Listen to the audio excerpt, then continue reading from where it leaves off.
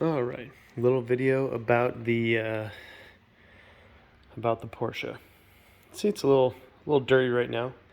Has not been washed after our road trip to Kentucky. A few interesting things to note about this car. The stance is incredible. Doesn't need suspension drop.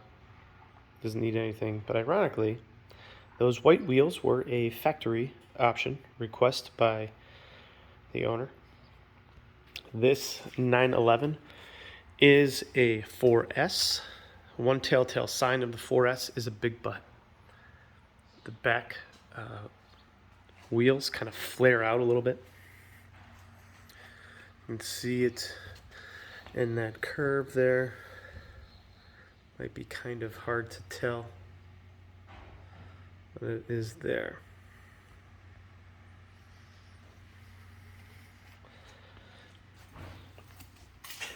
Starting again with the outside, we'll take a look at the frunk.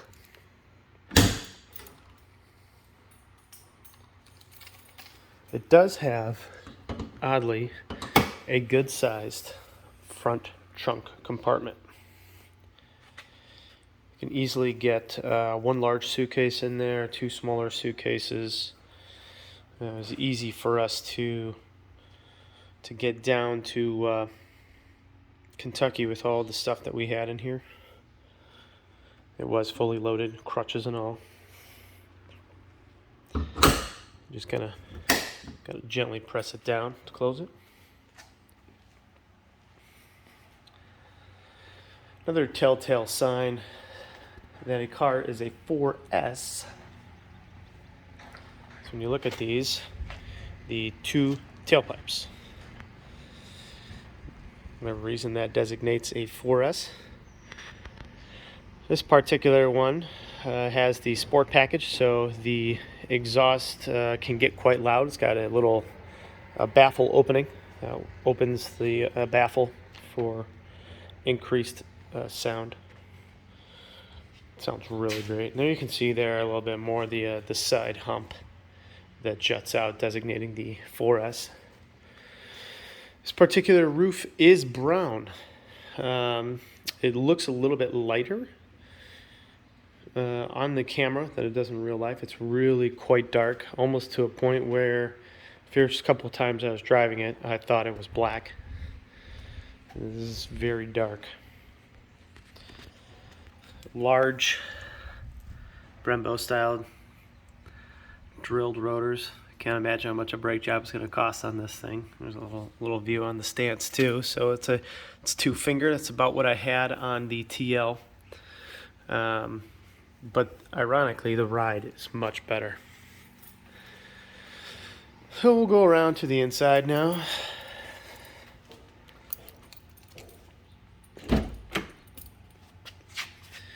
See a little bit there as we're about to get in. The leather of these seats is simply sensational. I've never had a car that has this quality of leather. Normally it's some kind of protected leather, treated leather, almost into a vinyl. This stuff is incredibly soft and supple. These are also the sport seats. So you can see all of the bolstering on the side and on the front. And ironically enough, these two buttons up here allow for control of that bolstering, so it can really suck you in, hold you tightly. Monogram Porsches on the headrest. That's actually an option, ironically enough. But here we'll get in. Interesting thing on the gauge cluster. You have a oil temperature on the left. This is actually your speedometer. Your tach in the middle, and then you have your engine coolant temperature up here, gas gauge, and then oil pressure. As this car is the 4S, that is a lap timer in the middle. So this car is designed to be ran hard and raced. Here is the infotainment unit, if you can call it that, with the classic buttons of the early aughts that are wearing off. I'm going to have to fix that at some point, which is apparently an easy fix. Just have to buy the new parts, some new parts on there. These are kind of soft. They're supposed to be soft and supple. These buttons are harder plastic down here and up here, but these are kind of soft, and the soft nature kind of rubs off. It's kind of nasty. My CD changer in there, my little 6-disc changer. It's kind of fun to go back to an old school setup like that, although quite frankly I don't really listen to a whole lot of music in here. It sounds so good. I mean, maybe just kind of flip through the radio a little bit, and that's been about it. Here's my cup holders. Surprisingly more functional. There's another one on the other side. More functional than you'd think. These things actually telescope out, and then you can pinch it in. So these are big enough to grip and hold on to like a Yeti tumbler, 20 ouncer. So they're more functional than the old school BMWs, that's for sure, which could not do that. And then they just kind of fold back up again when not in use. It's a fun thing I learned right before our trip. I don't know if you can see that, but we are hardwired with a laser jammer in here.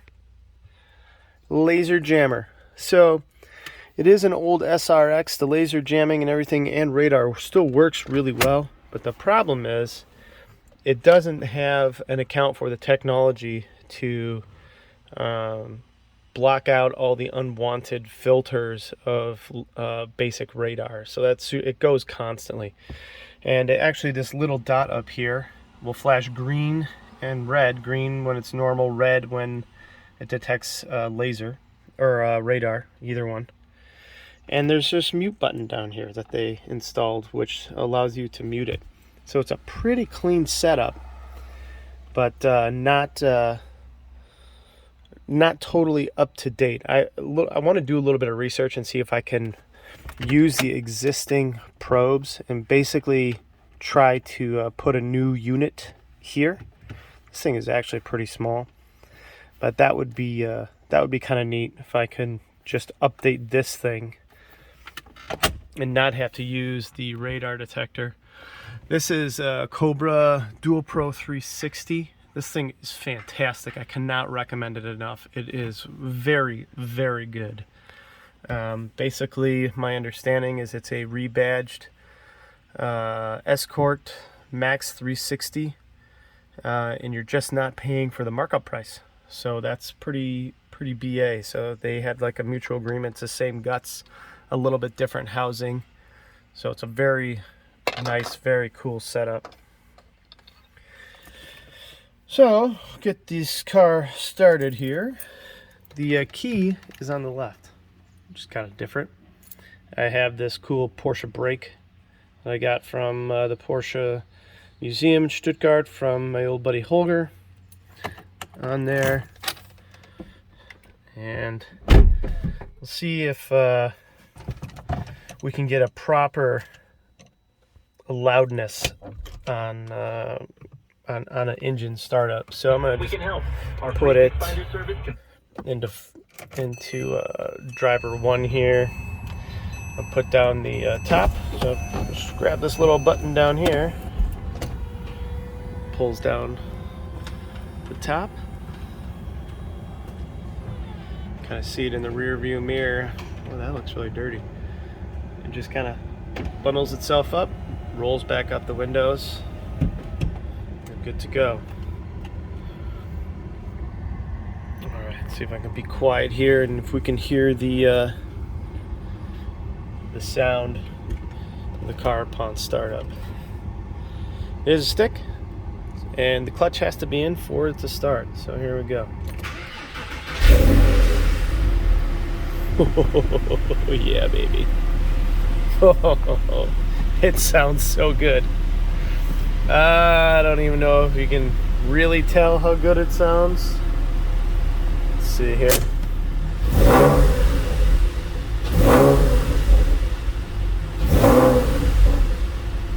Yeah. Oh, that sounds so good.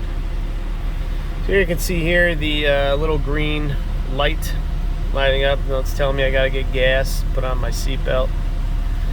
Does have basic, oh, I gotta do service too, which is just an oil change, I believe at this point. So there's my chrono. I can go into the chrono setting and basically start the lap timer. Well, if I click to start this, there it'll start, and then you can see up there the lap timer actually starts running. Click stop. It gives my time of 13.61. That's pretty cool.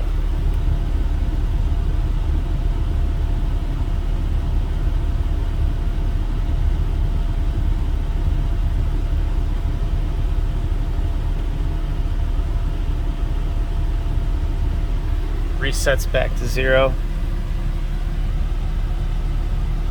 Let's see. Gives you a little bit of information. Not a whole lot. Remaining range. So if I back out, I'll scroll through. It's got radio. There's my miles per gallon. This thing gets terrible miles per gallon. It's probably like 22, 23 on the highway and 16 around town. It's also because I don't exactly drive it really slow. But you could see the coolant temperature is warming up pretty effectively, pretty timely. But the engine oil takes a longer time to heat up. So I don't really rev it above 3,500 RPMs or so. You know, I got a red line of over 7,000. But I don't really rev it too high until the engine oil is up to temperature. It's got a speed warning. I can do like a warning there at 53. I can set the miles per hour for the warning for whatever I want. But don't really do that. That's annoying. It's got route guidance. It's got an old school navigation setup. There's my miles to empty, my average miles per gallon. So ironically, with this old school gauge cluster, this is what blew me away, is when I drove the 2018 Cayman, it is almost the same gauge cluster. They upgraded the technology in there, but it doesn't look any different, which is kind of interesting. You would assume that somehow, some way, there would be a reason to want to update the design, but they just haven't really done it. So heat and AC crank like crazy in this thing. It's super efficient. I mean, on a hot day, you can almost drive with the air conditioning on and the top down, and it feels really cool in here. A couple other features of this car, I'm going to step back out again, I forgot to mention, is the back seat. It is a 2+2 back seat. So the seats actually slide forward.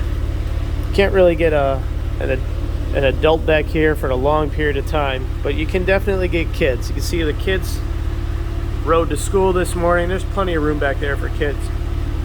This is kind of a neat feature though.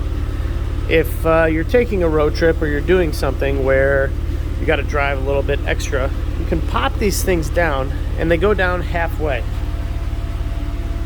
And by going halfway, it creates a flat shelf across here. So it's like a whole shelving unit you can put here, put some stuff underneath, and then some stuff on top. So it made it easy for us when we went to Kentucky to, you know, get a couple boxes of bourbon. You can stack it up there, you can throw some stuff under here, and then obviously some things on the floor, and still have plenty of room.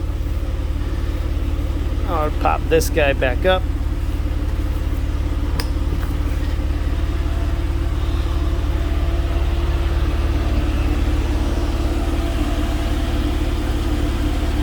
Get a little bit of the sound, you can hear it back here. How the top folds up. It's very clean. It's a very, very clean car. I'm blown away for how clean it is for being this age. I love the chocolate brown leather. I like it more than the black. You know, the only thing I would like more is perhaps if it was more a little bit lighter in color, but aside from that, I think it's fantastic.